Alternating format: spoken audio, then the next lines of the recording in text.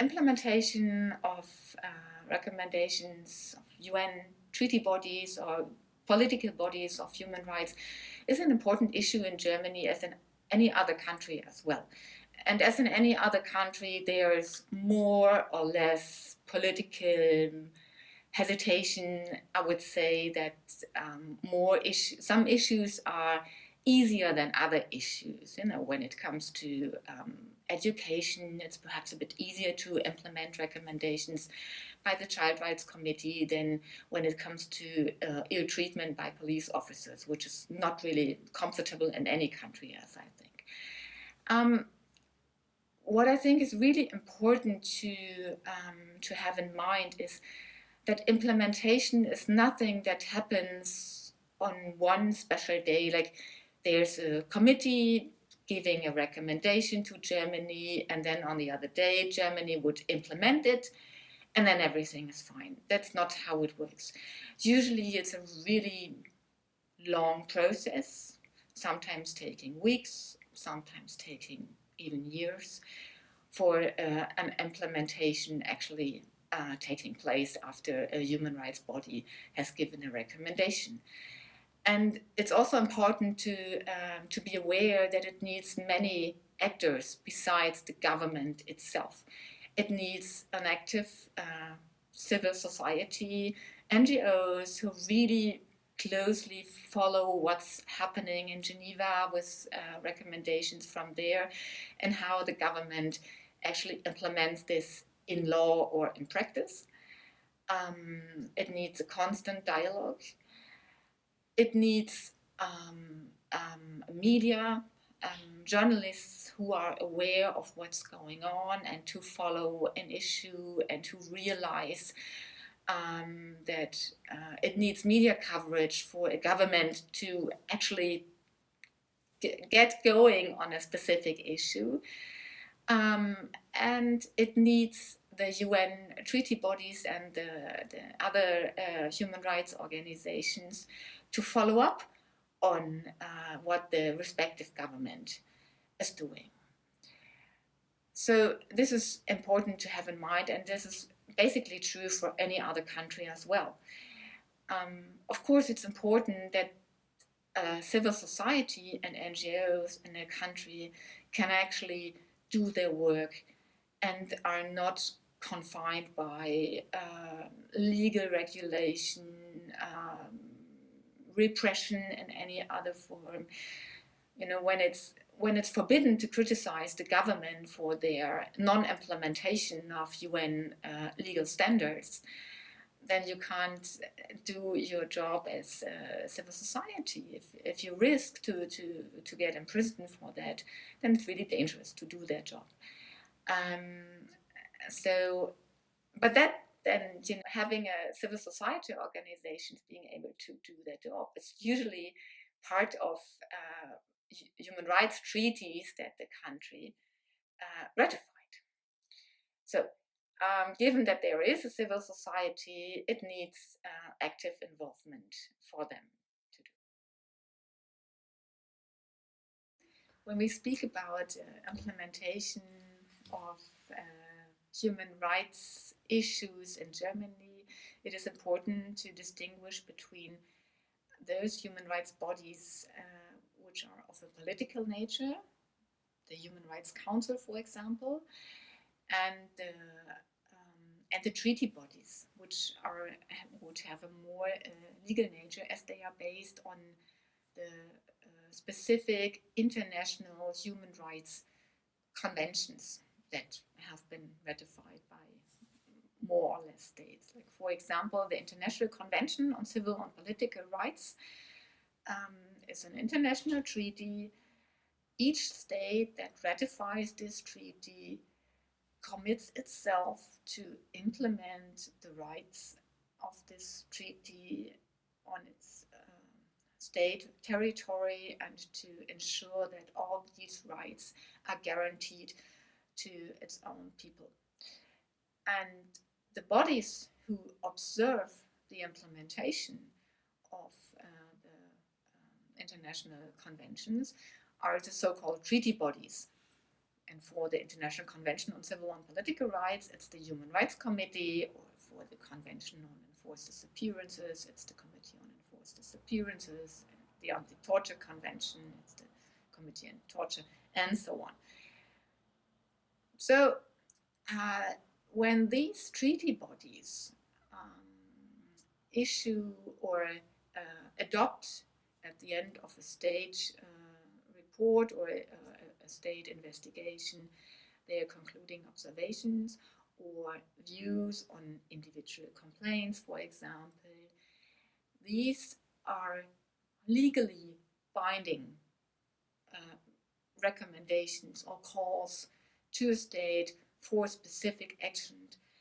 And these are legally binding insofar as they are based on an international obligation that the state committed to implement by ratification of that treaty.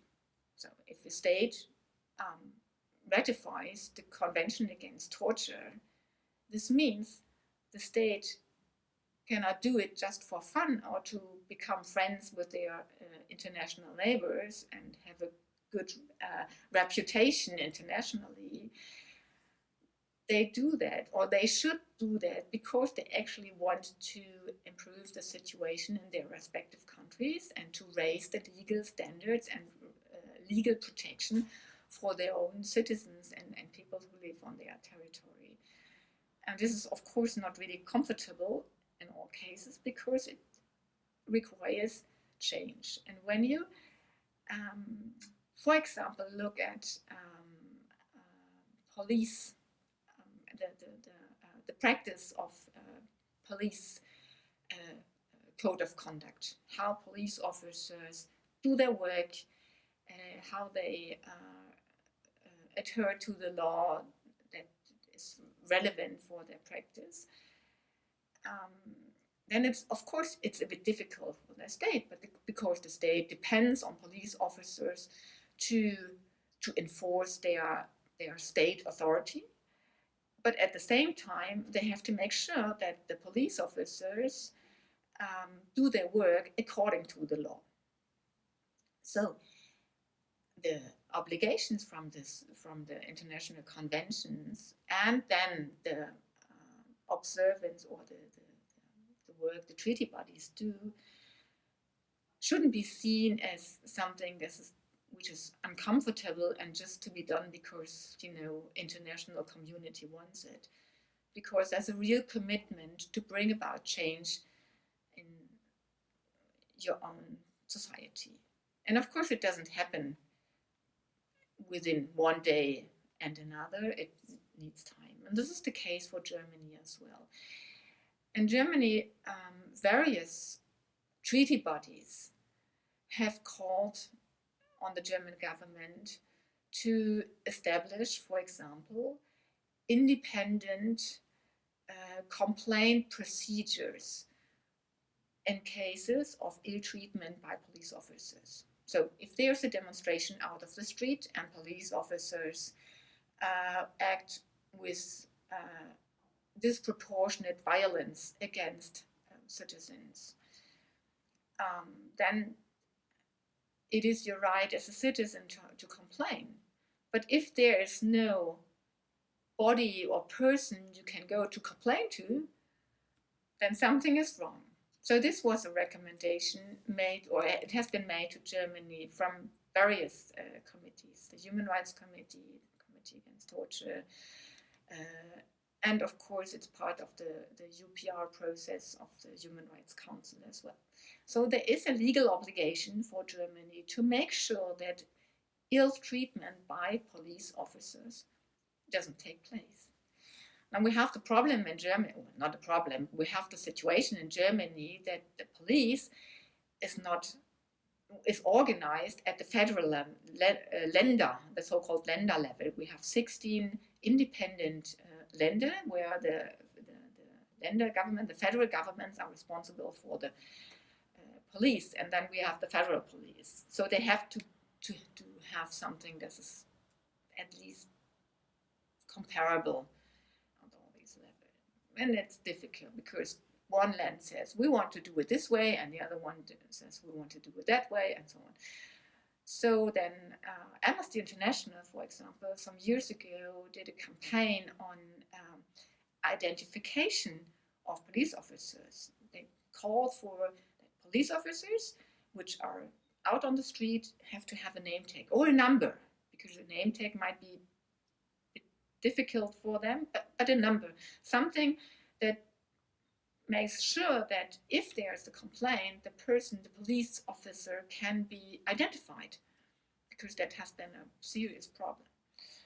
So there was a campaign by an NGO. There have been a couple of legally valid recommendations from UN treaty bodies. There also have been rulings from the European Court on Human Rights, which, of course, Germany, as a member of the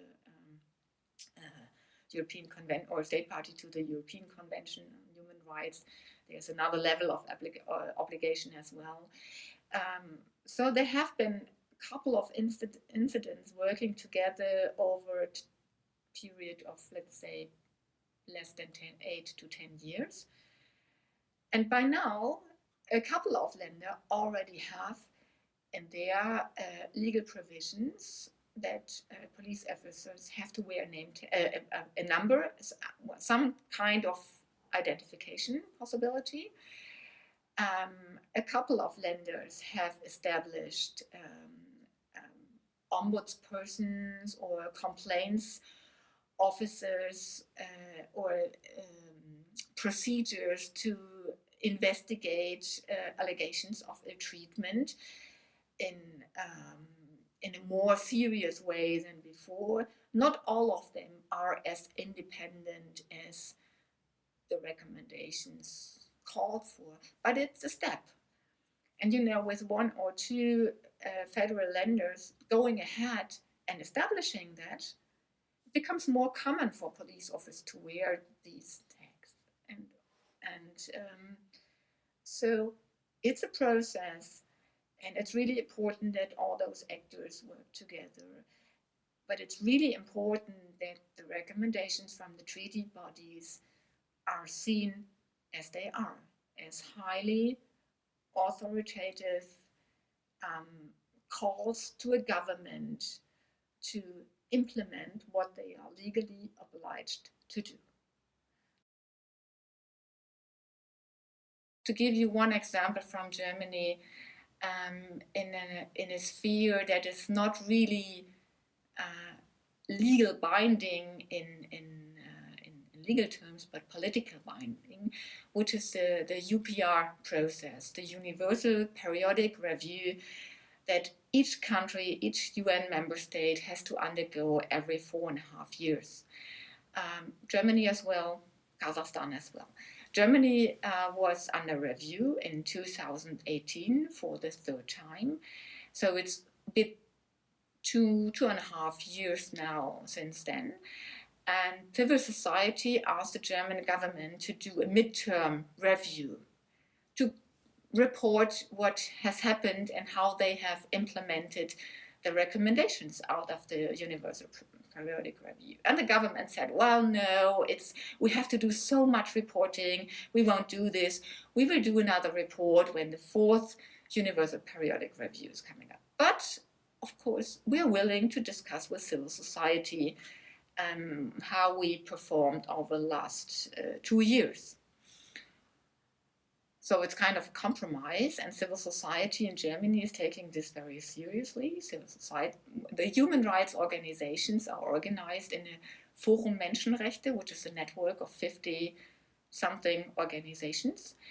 And they compiled a midterm review from the civil society perspective.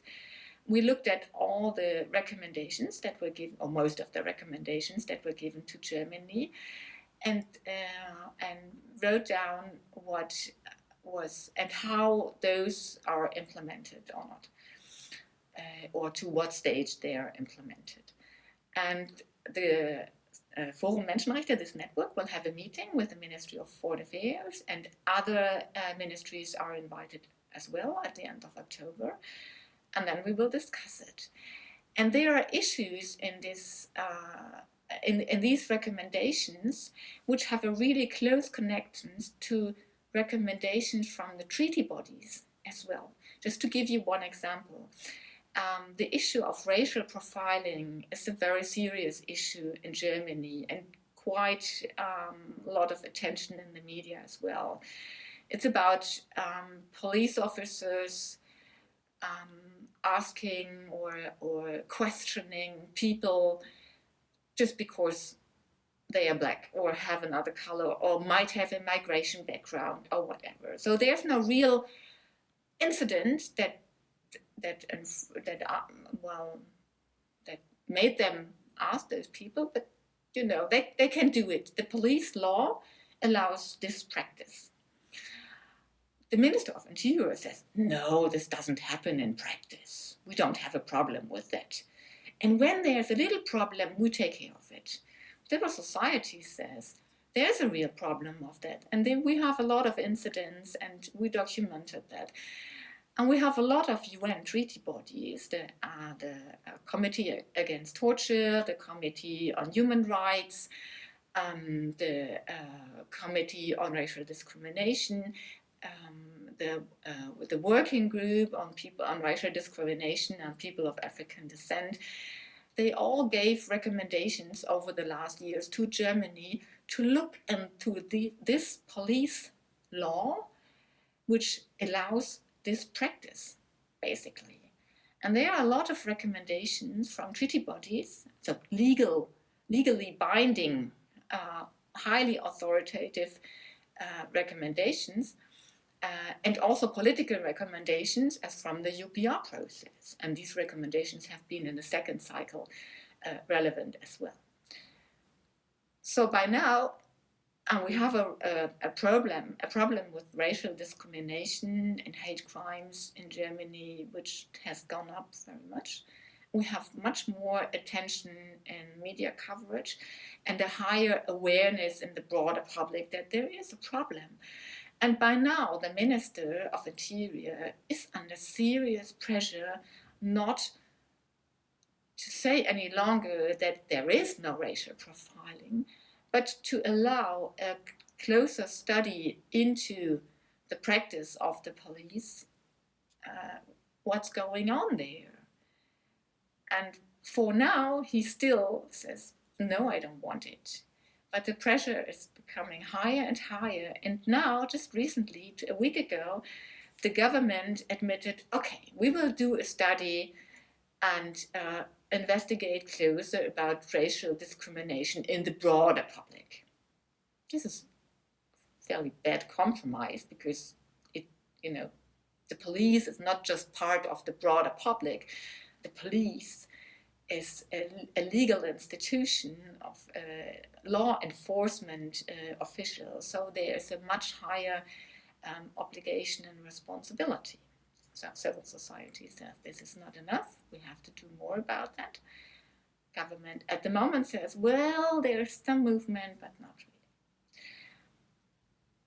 really. And I explain this because it's a good example of what I mentioned in the beginning, that it takes some time, it takes the civil society, it takes the media coverage, it takes a broader awareness of a problem within the society going on. And it needs the international attention. And this is why it is so important that all this goes together and works together and in the end will bring about change. I'm pretty sure that a year from now, we will have more official studies about racial profiling within the German police, and some kind of changes in practice, and perhaps even in the law that regulates this kind of practice.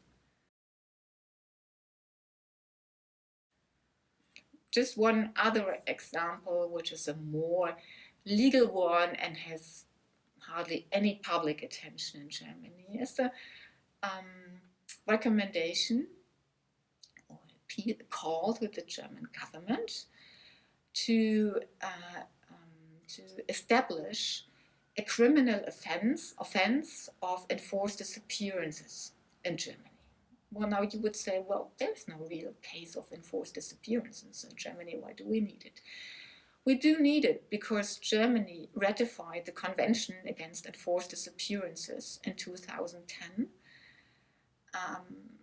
And by ratifying a convention, the state legally commits itself to implement the rights that are stated in this convention on its territory for all people who live on that territory. So the convention, as a couple of other rights,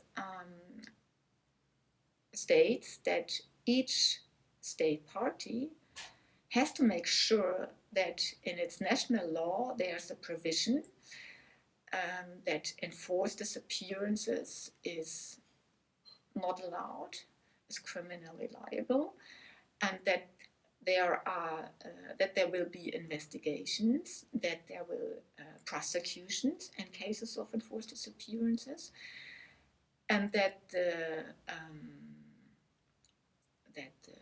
prison terms that might follow a judgment will reflect the seriousness of this crime. Germany says, well, we have all kinds of these offenses in our law. We have murder, and we have abduction, and we have kidnapping and trafficking, and we have all this in our law.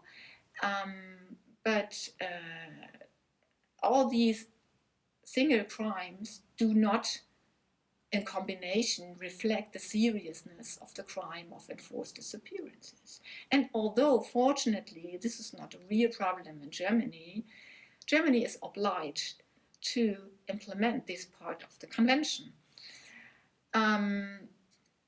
They reported this in their first state report after ratification of the convention. Then the committee said, well, we are not satisfied with that. Can you please implement, or can you please adopt a criminal or establish a criminal offense in your national criminal code as the convention requires you to do so, and as you are legally obliged to do so. And then they said, well, within, I think, 5 years or so, please send another report and describe how you proceeded in the meantime. This report was due in March this year, and the German government said, well, we have thoroughly considered this, and we are still of the opinion that it's not necessary because we have all those single crimes in the law, which in combination allow for investigation and prosecution should a case of enforced disappearance happen in Germany. Legally, you can argument in such a way. And as there are at the moment, no known cases of enforced disappearance, okay, it might be, okay. And that's, of course, the reason why it's not so high on the agenda of civil society and not at all of the agenda of the media.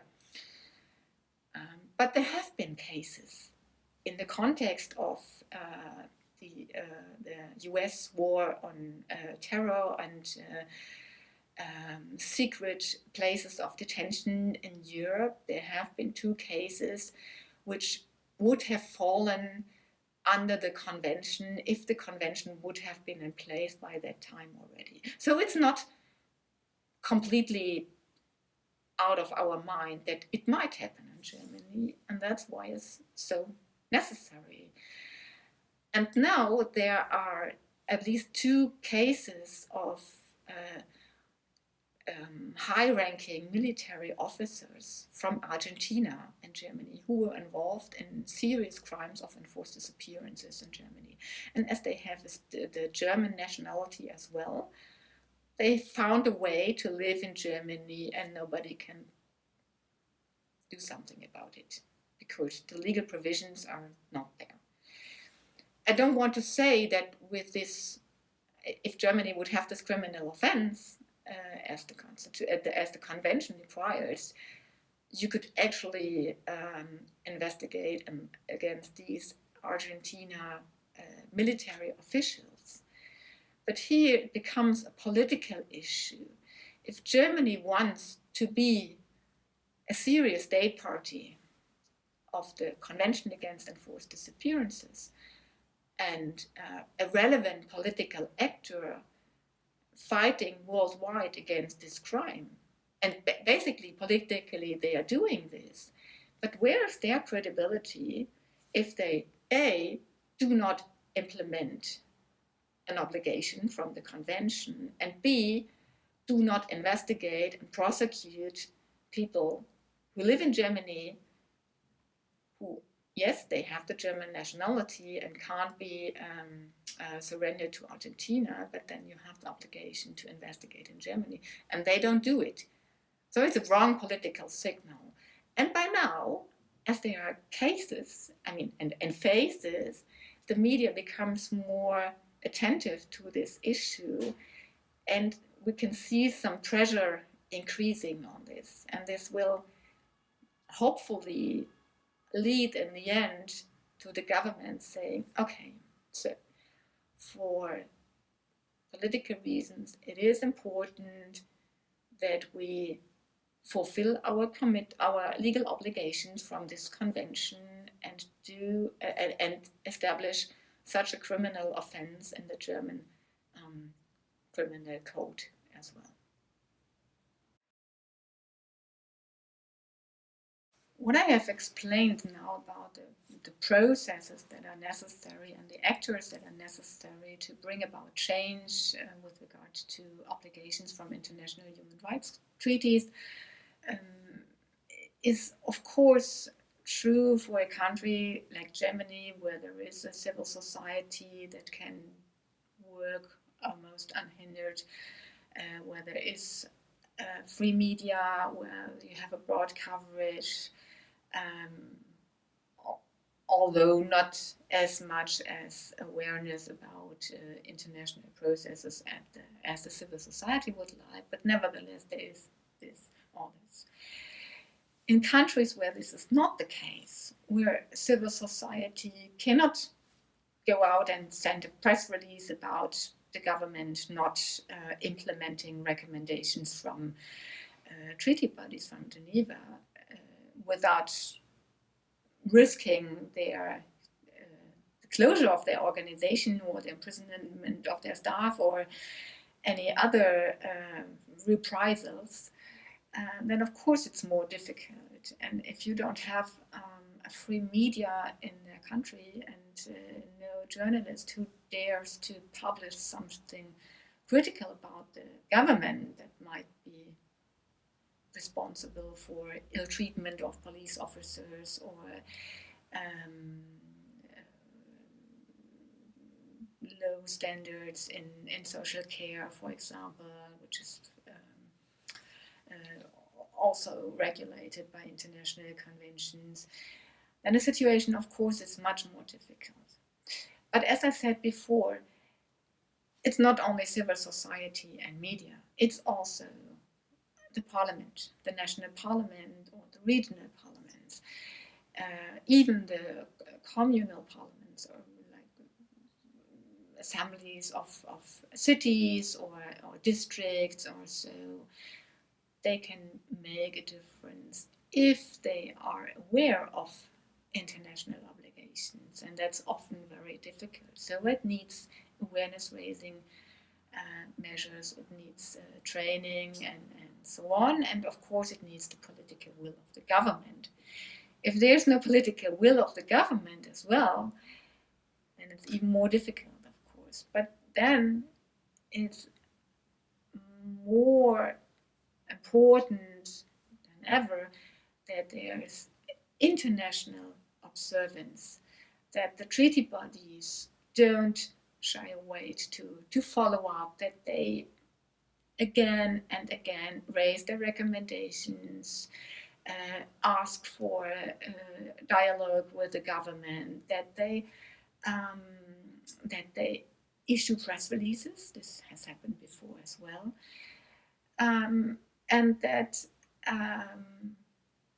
besides this UN level, also international cooperation or international contacts with other governments, like the German, there's some exchange between the German and the Kazakh parliament, that the German parliament raises these obligations. And of course there's some kind of responsibility of civil society in Germany, who some of them have connections to Kazakhstan, make sure that when there's a delegation from the German parliament going to Kazakhstan, that they raise the implementation of this obligation or another obligation, or that they really poke their fingers into that wound, and that they raise questions when they are there, and that they really do not look away, but raise these issues. Because in the end, what's most important about all this, each state that ratifies an international convention, as I said before, doesn't do it just for fun. They either do it because they really want to bring about change for their society, or they do it because they want to enhance their international reputation, and that they can say, yes, here we have ratified that treaty and that treaty, and so on. But this reputation won't really increase if they don't implement it. And in the end, this is the longer way, and this will take probably more time for real change to take place in that country. But from my experience, it will bring about change, because no state, neither Russia, nor China, nor the US, being them as big as they are, no state likes it to be discredited for their international human rights performance by other states. And the real proof of my thesis is, I think, the Universal Periodic Review in Geneva, because there all states have to undergo this review, and until now we are on the third cycle. No state has. Israel tried once, South Africa in the very beginning tried to find another way, but in the end no state until now really escaped this scrutiny, and all of them tried to present themselves as best as they can. And this shows, I think, that all of them want to look as good as they can, and this is the hook. And if it's not the national civil society and not the national media, then it's the international civil society and the international media and the international community who has the responsibility to actually look what's going on and to raise their words when something is not developing in a way as it should.